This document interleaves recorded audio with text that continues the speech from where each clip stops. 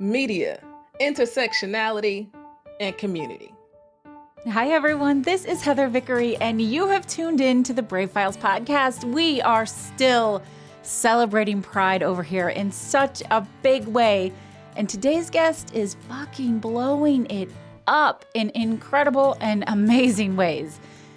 Listen, imagine a curated app dedicated to sharing music and podcasts specifically from Black, Indigenous people of color and queer, trans people of color. Well, Anna DeShawn imagined it, and then she hustled for it, raised the money for it, and built it. And now it's a real live thing, like a fucking queer superhero magician or something. Anna and her team have just released the QUBE. And they created and released this incredible, amazing resource and app because they are determined to ride media into its next era by utilizing digital media streams to tell the stories and play the music that deserve to be heard. You can download the QUBE right now, so remember to do that, but wait until after you've listened to the episode. And get ready because you are going to fall in love with Anna, my friends. You really are. You're listening to The Brave Files, where we share stories from people who've stepped out of fear and into bravery in every possible way. What we know for sure is that when we choose bravely on purpose, we choose bigger, we win bigger, and it's contagious. It's our hope that these stories connect with you and encourage you to embrace bravery in every possible way, day after day.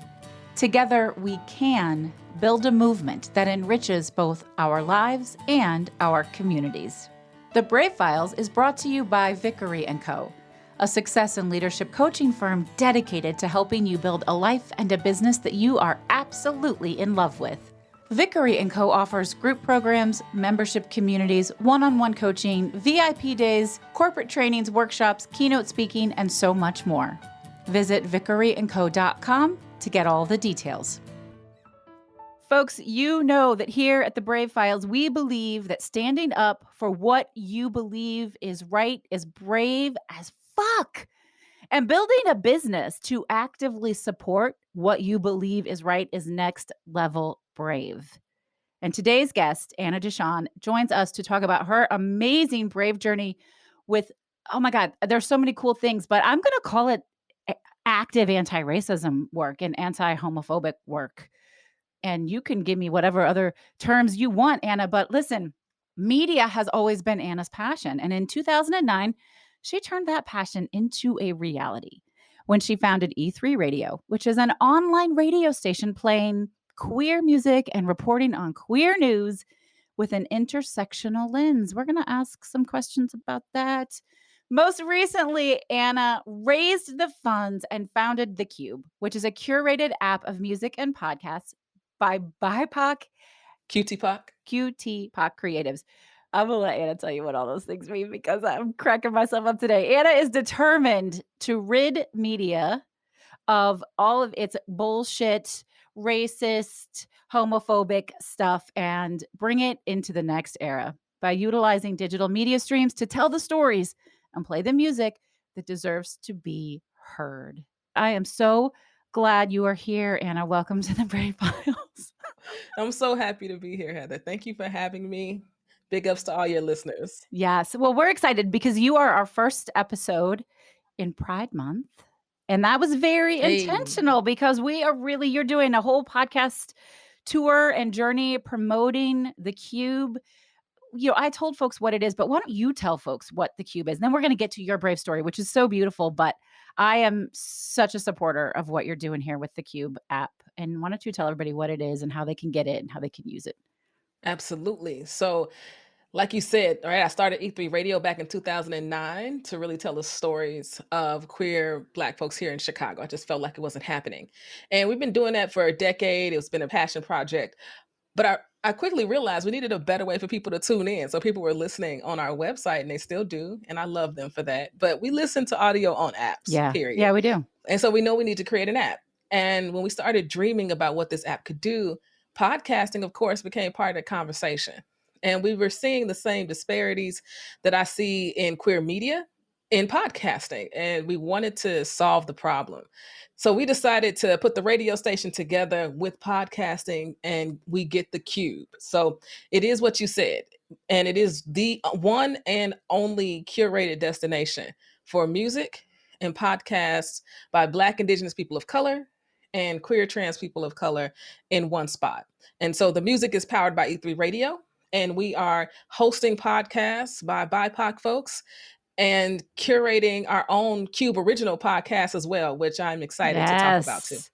Oh my God. I think that's amazing. Obviously, this is needed for you to be the one and only. And of course, we've learned that it's all about, collaboration over competition. The more people who show up in this space, the more this space is getting the recognition that it deserves. But somebody's always got to be first. And I think you're an amazing person to be doing that. So how did you, let's go back to 2009. How did you end up doing radio work? What led you into podcasting? How did we get here? I fell in love with Robin Roberts when I was like 7.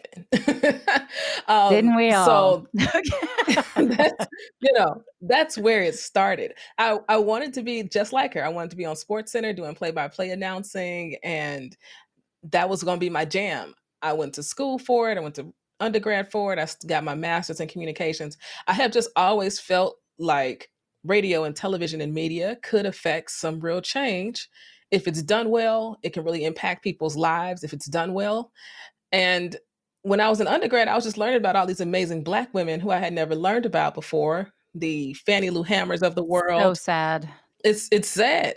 Fannie Lou Hammer, Ella Baker, these Yeah. amazing women. And I wanted to, it started off by creating commercials and PSAs to amplify these women. I love that. And it just has grown into what it is today, but that's how it all started. Okay. So what were you doing professionally before you started E3? Or were you still in school? No, I had the idea when I was still in school. Okay. But professionally, I spent a decade in online digital media streaming. So it wasn't too far off from what I No. did with E3 Radio. Not at Yeah. all. It complemented each other very nicely. I worked in corporate America producing broadcasts, online broadcasts for some of your favorite corporate 100, 500 companies around the world. Wow. I mean, it sounds like a very cool job. Was it cool or did you hate it? No, it was cool. Okay. And the people I worked with are amazing. They were family. They are family to me. Yeah. And I was in a tech startup, in the middle of the boom. And so we Oh, were the little guy. damn. Yeah. Yeah, Yeah. yeah. It was pretty cool until COVID hit. And then everybody who we had been trying to sell to for the last, umpteenth years, all of a sudden collided upon the space. And, things changed fairly quickly. Yeah. I mean, the pandemic changed everything for everyone and was fascinating. That was the time when, podcast has been consistently booming for really probably about a solid 5 years now. But more people started podcasts than because they were fucking sitting at home, right? Started podcasts, but for the first, 8 months, listening went way down because people listen on their commutes, right? And so they had to relearn, like, can I still listen to a podcast if I'm sitting in my backyard? I can't go anywhere, or in my bedroom. It's all back, y'all. Don't worry. See, you're here listening. But it was a really fascinating thing for more podcasts to be coming out. But listenership, everyone I know, their listenership bottomed out. Absolutely. Absolutely. And the data has shown us that what everybody was experiencing now. But like you said, the data has also shown that it's on the uptick, that people are found like cleaning around the house, Mhm. lounging around the house, because people were also adjusting to being at home and working. Yeah. People were working, 16-hour days, never leaving their computers, not having any type of balance Yes. in So their many of my lives, right? So, clients. Yep. What about you? yeah. Did you fall victim to that? Not really, only because I worked in tech, so I always had a work from home day. Yeah. I already had an office at home, right? Yeah. It was built into our program. I worked from home on Fridays for as many years as I worked at the company. So working from home wasn't something new to us. Working from home every day was new. Yeah. And what else was new was the workload, because the whole world was pounding, 6 companies that were in the space who could broadcast to their global workforces. and not just consumer broadcasts. So my Oh. workload was insane, which kept me busy. It also helped to pass the time, but it also made it very clear to me that that was the trigger. Like, you need to get out. It's time to do your own thing. There's no time like what's happening right now to step out and give my passions everything I got. Yes. I really feel like this work is the epitome of anti-racism work, right? Where not being a racist just means don't be a fucking asshole. But anti-racism work is real work. It's making change. It's creating change. And if you don't think that that's what this is, then you can say that, because I'm all about, like, tell me if you think I'm wrong. But I think it's really important to put this up. Where did you get the idea for the Cube specifically? I know you had E3, and I know you said, people listen on apps, and they do, for sure. But to be very specific and to do this intersectionality, I love that you picked that as one of your words for people of color, podcasters of color, queer, trans podcasters of color, which is, again, even niched down even more. Yeah, so for me, it's important to name people. Yes.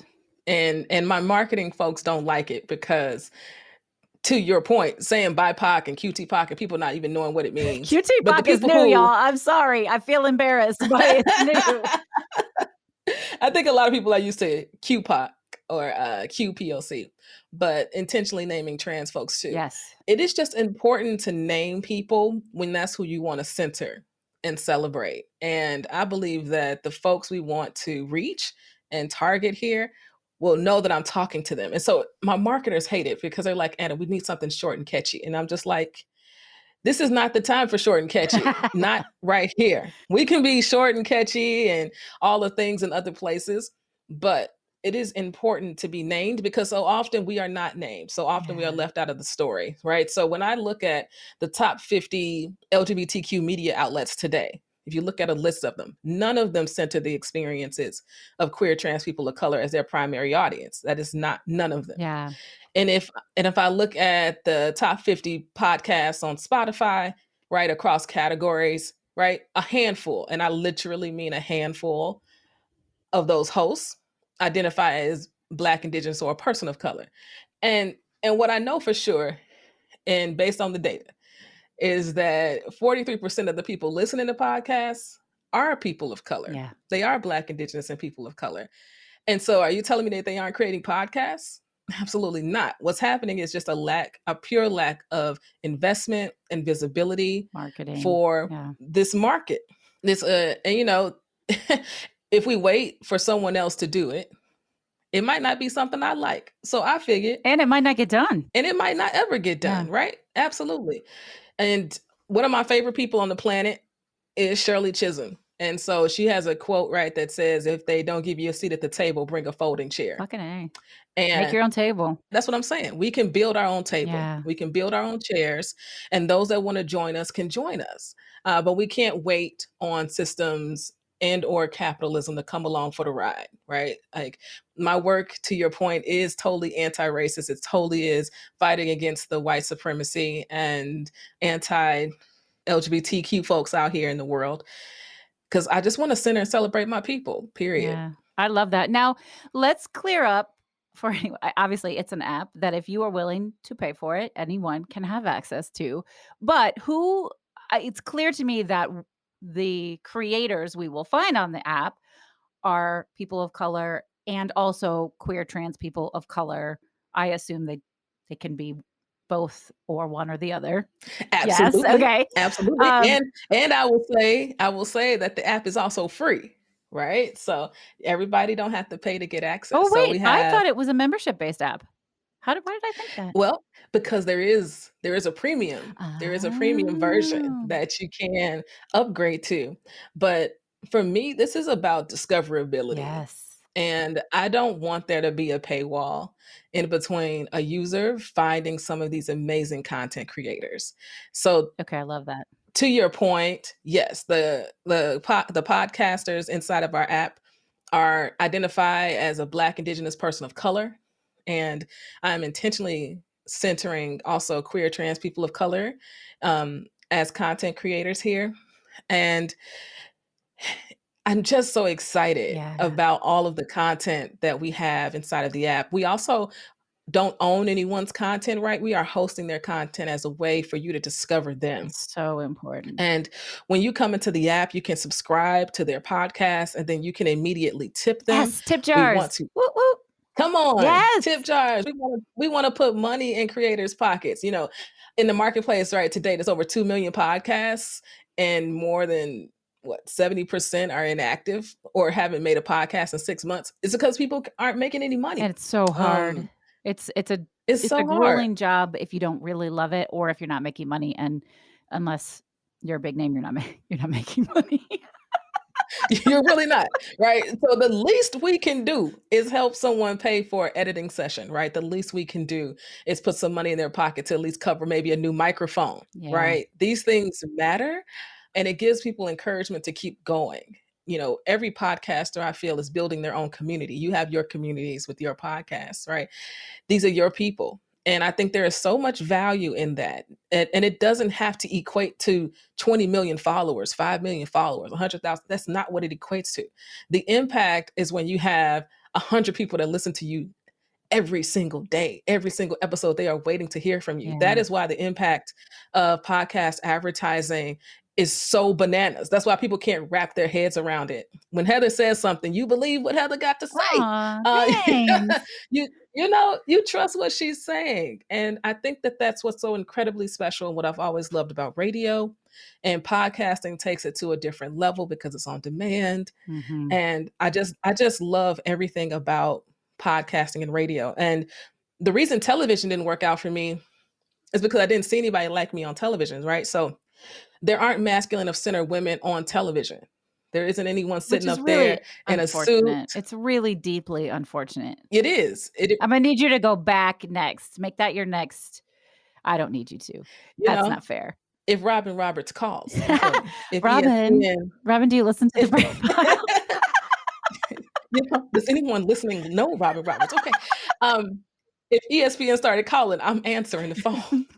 But when you're 20 years old and not comfortable yet in your own skin, Yeah. it's just not an option. And so when I was doing it and they were like, put this makeup on, you want me to look a certain way. And I'm Yeah. just like, the people I see Nope. on the anchor desk don't look like me. I just didn't feel at home. Yeah. And so when I got the opportunity to intern at a radio station in Des Moines, Iowa, where I was going to school, and I had the opportunity to turn on Tom Joyner every morning. And people would call up and say, I love hearing your voice. I love hearing someone fresh on the air. And I'm sitting there in pajama pants. Okay. I'm like, this is it. I can really get into radio. The pajama Maybe this pants is my make all the place. difference. All right. This is my place. So we know who we're gonna find on the Cube. Mhm. And I'm gonna ask a question that I have to admit feels like a little bit of a dumb question.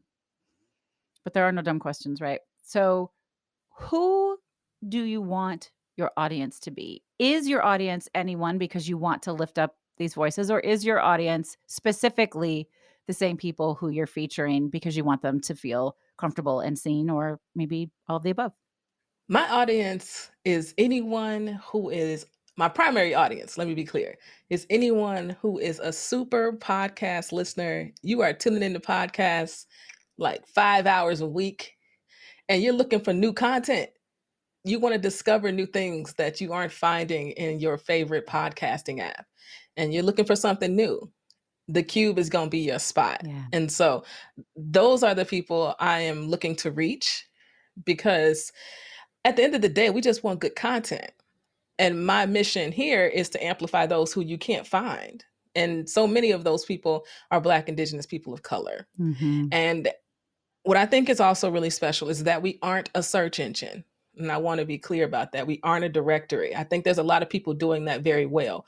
Pods in Color, Women of Color Podcasting, the Black Podcast Association, Latina to Latina. I mean, there's just a lot of people out here doing that well. We are curating everything. We've got a team of curators who listen to every podcast. Wow. 2 people listen to one podcast before we average the scores and activate or not activate their podcast inside the app. We have developed a QUBE, which is our guide That's for cute. what we deem The makes cute brick. you like I that? like it. Yeah. Thank you. We are copywriting that, You should. because I love it so much. Hmm. But it's a guide that we put together that outlines what we think makes up a good podcast, from your intro to your content delivery to your production quality to your consistency to your interview style. We rate all these things. So my hope is that people come into the app, and even if they don't like a podcast, they'll say, "But Heather might like this podcast." And Mm-hmm. they feel good about sharing it because it doesn't sound like someone's on their iPhone on top of a roof on their 3rd bottle of wine. You know what I mean? Like, this is good stuff that you It's just can't important because I find. tell people, like, start your podcast, right? Don't let lack of experience or lack of equipment stop you, but just know that as you grow, you're going to really want to care about the quality and the audio and things like that. Because listeners, if they know you and they like you, they'll listen if your sound is shitty. But if they don't, they're going to turn it off if your sound sucks. But don't let that keep you from starting. But what I think I'm hearing you say, Anna, is that these podcasters that you're going to feature, you're going to help them have good quality sound. So my hope is that when we grow, that we will be able to build out our production arm and help support podcasters in that way. Right now, the production arm is producing podcasts that are centering race and sexuality at its core. Mhm. And I'm excited about our Cube original content in that way. And then that's where the premium comes in, with being having access to all of our Cube originals and like the extended content, behind the scenes content, Yes. and that content being ad free as well. And it's $7.99 a month. And I mean, ad free is worth $7.99 a month. it's cup of coffee, and you get 15% off at every tier. So just go ahead and get the year for $80 and just be a winner. Right? I'm there. Let's talk about your journey to raising these funds. You Indiegogo'd it. Mhm. You get the idea for this app. You want to create it. What then happens for you? I rest because I had just quit my corporate job I've had for 11 Yeah, years. good for you. So I rested for about 30, 45 days, as much as a human like me rests. So putting that all into context. You're a busy person, I know. I don't sit still very Yeah. well. But I knew I had received quotes, and I knew how much it was gonna cost us to get this app done. And I had prepared for the moment to take the big leap of faith. So I wasn't as concerned about, my mortgage, my puppy, and my expensive wife, as I like to say. But I knew that I needed to raise the money to get the app done. And I knew I had a community of folks who would want to support me. And I knew all I had to do was make an ask. So I did a lot of research on how to run an effective crowdfunding campaign. I called 90% of the people who gave to the campaign. I put in a whole lot of work and ended up falling right in line with the SEMA fundraising campaign. And SEMA is the Chicago Independent Media Alliance, powered by the Chicago Reader. And they do a fundraising campaign in June. And ours just ended up overlapping, and they ended up getting matching funds. So I had some people lined up to give $250, $500, $1,000. And SEMA kept getting matching funds. And eventually, those matching funds actually became triple funds. So Wow. someone who was planning on giving me $500 actually ended up giving me $1,500. Wow. That's amazing. It's amazing. So in the middle of the campaign, I course corrected. I called all these people and I was like, don't give to the Indiegogo. So if anybody ever goes to the Indiegogo, it doesn't look like we hit the goal. But I redirected everybody to the SEMA campaign, so that their dollars could be doubled and tripled. Wow. And that's ultimately how we were able to hit our goal of $70,000, which was incredible. Because building an app is hella expensive. It's hella expensive. People's time is expensive. Yeah, Developers it's and worth it. It's finance. not trying to say they're swindling, but it's a lot of It's work. a lot of work, and there's a lot of factors, and this is a big app, right? Some of the things that we're doing inside of the app, databases, streaming services, servers, it all costs money. It all costs money. And I'll say this, our developer loves the project so much that I'm paying him, and then he gave to the crowdfunding campaign. I said, I love I you. know. Here we I go. know. I always love that, even because I think there's something really powerful about paying people the money they're due I like trade. I'm a fan of trade. But in that situation, it just feels more honest to pay him fair for his work in a fair wage, but then he is passionate about what you're doing. He wants to support you back. I do that. I support a couple of other podcasts on Patreon, and they support me, and we support each other at the same level, and it totally cancels out, and Patreon gets some of the money, but it's really not about that. It's really just about showing that support. So, in your fundraising journey, and now since then, the creation of the app and getting this out, what would you say has been the biggest struggle overall? Sustainable capital, I Mm, would say, is the biggest struggle. I mean, I've got the passion, I've got the will, I feel like I'm pretty smart. I'm aligning myself with the people who I need to align myself with. I feel like God and the universe are conspiring on my behalf, yes. Yes. you know? Yes. But sustainable capital is a thing. And for anyone who's listening, the stats around funding for Black women in venture capital land is less than 2% of us get funding. Yeah. And I believe, and so when you look at those stats and you're like, where do I fit into all of this? Aligning myself with accelerator programs and Mhm. leaders in that space who are telling me where I need to show up and where I need to be in order to raise the capital needed to really bring this to the market. So, like Heather mentioned, I'm producing this podcast tour as a way to reach you all, but at the same time, to really make this thing successful and to have the impact that I want to have on the world, you need a really big marketing budget. Yeah. And, when someone starts cutting budgets, let me tell you the first thing that gets cut is marketing. Mhm. But it cannot be. We can all build and create these amazing things, but if no one knows it exists, the impact it can have Is diminished. won't be as Yeah, large. Yeah, it just won't have the same level of impact. And absolutely. so that's where I'm at right now, looking for angel investors, etc. Okay, so that's fascinating to me because we have aired, and off the top of my head, I don't know what episodes they are, but we will link to them in the show notes. I have interviewed 2 women who are right in that investor space for you, and if you haven't contacted them. I feel like we should have talked about this already, Annie, because we've had several conversations before this interview. But so Black Girl Ventures, which is Shelly Bell's company, and she's partnered now with Nike. Her face was up on Times Square not too long ago. It was amazing. She does some incredible stuff. So you should check her stuff out. And then also Arlen Hamilton from Backstage Capital. And they only fund minorities, period. Yes. So specifically Black folks, people of color, queer folks, and women in general. But I think the more the more of a minority you are, the better chance the Backstage Capital is going to fund you. But you should check them out. And I loved both of those interviews. These are powerhouse fucking women. Holy shit. Just like you.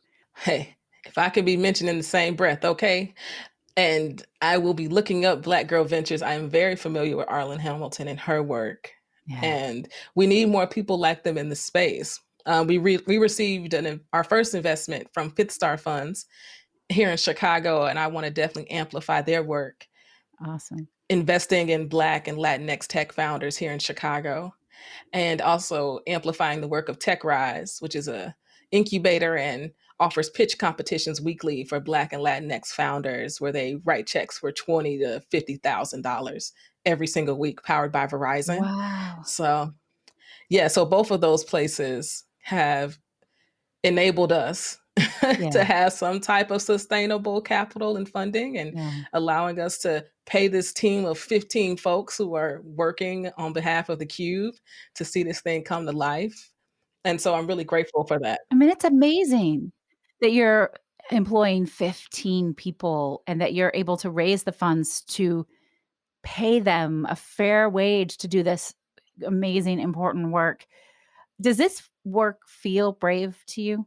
No, I know the work that I'm doing, and I know it can be perceived as brave, but I feel like there are so many amazing, courageous people. And I've had the privilege of being born in the time that I'm being born to be able to do the work because they did the hard work. Like I feel like Ella Baker was courageous, and I feel like Fannie Lou Hamer was courageous, and I feel like Coretta Scott King was courageous. Well, of course they were. You're not taking anything And away from them by owning no, your I just own feel courage. All right, I'm gonna push back Mhm. because don't you think it's possible that folks are gonna look back at you and what you're creating in 10, 15, 20, 50 years and feel the way that you're feeling about some of these folks? I mean, listen, I get it. Some of these names are like wildly, mind-blowingly big, but somebody who wants to be in this field where you're laying this foundation, I just want everyone listening to know, like, you claiming you're brave and courage doesn't take anything away from anyone else. It's not pie. I hear you. I will learn to receive that. Well, let me know. Let me know if I can help because here's why here's why I think it matters, and here's why I push back on it. Because the hundreds of people that I've worked with, once they embrace what I call their everyday bravery, once they recognize that their existence is brave, that their work is brave, that their passions are brave, they start to show up even bigger in brave ways. They take bigger risks. And you're already a risk taker. You're already doing that. But something unlocks and unleashes when we embrace our bravery to do bigger and win bigger. And the payoff is bigger. And it's so contagious. And so I would love to help you unlock that a little because you're already crushing it. And I can't even fathom what would happen when you open up those floodgates. I hear that. I hear that. I will work on that. You can help me unlock that. I don't do that very well. I'm very sure that what I'm doing, I am called to do. Yeah. I'm very clear on that. And I'm very clear that I wake up every day and everything that I do does not feel like work. It just feels like this is what I'm supposed to be doing. And my prayer and meditation corner keep me sane and Mhm. balanced. Mhm. And Mhm. if I do brave and courageous things throughout the course of a day, I do feel like it's just what I'm supposed to be doing. But and maybe, and just maybe, I can receive everything you just said Mm. and unlock some more. Yeah. I mean, I love that.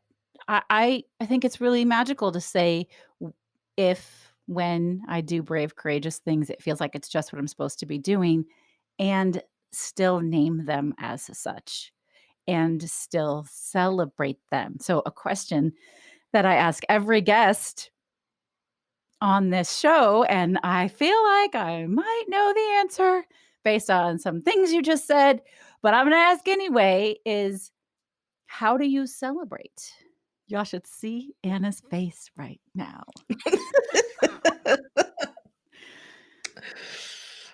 I don't celebrate often because I always feel like there's more work to do. I probably the extent of my celebration is telling my wife because she's often in the trenches with me. So she actually Mhm. understands everything that I had to do to actually get to that moment. Mhm.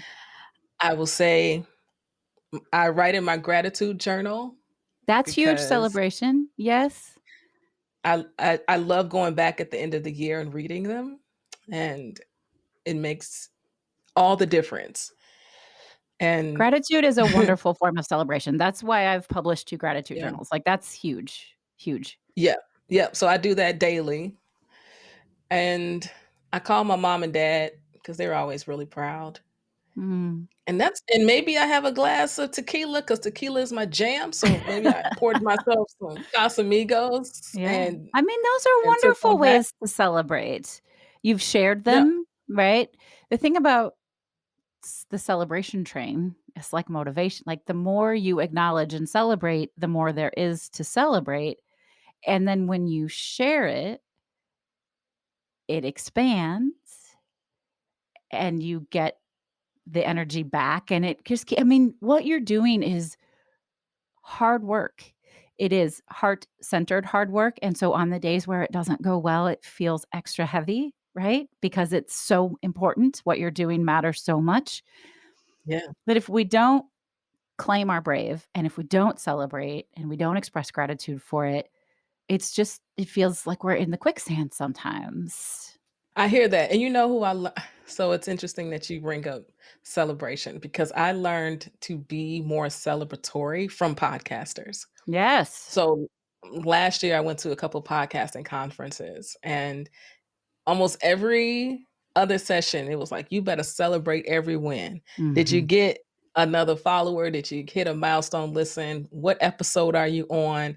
Anything that you think you shouldn't celebrate, you probably should. Yeah. And I had never heard that before, ever, before going to a podcasting conference. And let's be clear, I hosted my show on E3 Radio for 9 years, and we never did an anniversary episode. I never celebrated an anniversary. I never kept track of what number episode I was on. As a matter of fact, to this day, I can't tell you how many I did over the last 12 years. I have no idea. Um, it's just not something I did. And it wasn't until last year when I went to these two podcasting conferences, I have recently like taken videos of like some numbers and shared followers and shared these milestones with people, but I learned from podcasters. I I learned from love that. I podcasters. love the podcasting community. It is the most loving, affirming, supportive, celebratory community of people who really just want to see everyone show up and enjoy and keep showing up and just don't quit because it's such an easy industry to quit. If you're not celebrating all that, then you quit because you're like, "Well, why am I here? What am I doing?" 100%. The closest thing I can compare the podcasting community to is the running community that I found in Chicago. Mm, People who have decided and made a commitment to run, 3, 4 times a week. And they most have like these amazing weight loss stories and just being a healthier person inside and out. And they are just the most supportive people on the planet, whether you're running your first 5K with Black Girls Run, or you've upgraded, to doing Ironman. Okay. yeah. It's the closest thing I can compare to podcasting community to that I've experienced myself. I love that. I love you. I think we met at the LGBTQ Chamber of Commerce big holiday event here in Chicago, and right away your energy just felt alive and aligned, and I'm so grateful that you're here. I get to ask you, I'm so excited to hear your answer to this question. What is your favorite charitable organization to support? Easy. Affinity Community Services. Easy, easy question for me. Okay, tell us about them. Yeah, Affinity is a social justice organization. It's a nonprofit who's been serving Black LGBTQ folks here in Chicago with a particular focus on Black women for over 26 years. And they molded me, they mentored me. They're my family. Mm, And I gave of my time for many, many years to the organization. And I will scream from the mountaintops that affinity is absolutely necessary, not only for us today, but for future generations who need space and places to call home, as we still have so much more work to do in the LGBTQ community around Seems like visibility, more and more. more and Seems like more we just keep visibility. adding more and more. I'm telling you, if Texas and Mm, Florida have their way, okay. mm. So affinity is very necessary. I love them. I love the work that they do. Thank you. Well, we so appreciate you sharing them with us. They're going to be our charity of the week. Ooh. And so we'll tag them. And listeners, we do this every week. And I just say the same thing like a broken record because I don't think you can hear it enough. We have to be together. We have to support one another. We are a global community of people that is healthier and happier and stronger when we support one another. So I ask that question every week so that you can go, oh, can I support? Can I like? Can I follow? Can I share? Can I give money or time or tell somebody else about this organization because it may change their life? Whatever speaks to you, please just show up because it makes such a difference in the world. All right, Anna, tell folks how they can learn more about you, reach out, how can they get the QUBE, all of that. Absolutely. And I feel you, Heather. Okay, I came from the church. It's about time, talent, and treasure. Okay, somebody got a T out there, at least I one. didn't I didn't come from church, but I've I felt it. I'm pinning myself as the next white gay Oprah. So There you go. somebody's like, "That's Ellen." I was like, "No, no, no, new. I'm new." That's right. That's right. There's only one Heather, okay? Thanks. Well, you can find me at annadeshawn.com. You can follow me at Anna DeShawn across all the socials. But more importantly, you need to go download the QUBE. Do not leave this podcast without going to download the app, TheQUBE. Tell a friend, tell two friends. I believe we created an amazing space of discoverability. And I think you're going to really love the content and especially those QUBE originals. Absolutely. Don't sleep on it. Don't sleep on it, y'all. It's going to be amazing. And I can't wait to listen myself. It's very exciting. Anna, will you share your 3 words with us one last time? Absolutely. Media, intersectionality, and community. Perfect. I can see all of those words in everything we've just talked about. Such an honor and a privilege to be in a community with you and to have you here. And you have all of my support if there's ever anything I can do or those of us here at the Brave Files can do to help get your message out. I hope you'll always reach out. I can't say thank you enough. Thank you. All right, folks, go download the QUBE. And if you want to get the transcript for this, or you want to hear more of our episodes, you want to check out Shelley Bell's episode or Arlen Hamilton's episode, then just head on over to vickeryandco.com/podcast or the bravefilespodcast.com. They'll take you to the same place. And, I want to know what you think of the show. So do me a favor and make sure that you connect with me on Instagram. We are the Brave Files Podcast on Instagram. And then slide into my DMs and let me know what's working for you, what's not. If there's some, I know, Anna made a face. It sounds so dirty. It's not dirty. I'm partnered. Okay. We're not going to go there. I really want to know what's working for you. And if there's a guest you want to hear or a topic that you want me to cover and I can reach out and find a guest, let me know. I will respond to you directly and I appreciate it. So thank you for being here. This is Heather Vickery reminding you today and every single day to go out and choose bravely. See you next time. Bye. You've been listening to The Brave Files, stories of people living courageously. Visit us at thebravefilespodcast.com to learn more about the show, find our show notes, and access full episode transcripts. And we'd love to know what you think of the show. We invite you to connect with us via Instagram and send a DM. You'll find us at The Brave Files Podcast on Instagram. Our music was created and produced in a custom collaboration with Matt Lewis from ML Creative Consulting, a boutique firm dedicated to helping clients identify their unique sound and amplify their brand with custom-delivered soundtracks. Special thanks to everyone on Team Brave, from our audio engineer to our producers, associate producers, copy editors, writers, and support team. The show wouldn't exist without them, and we are eternally grateful. I'm your host and executive producer, Heather Vickery. Thanks for tuning in.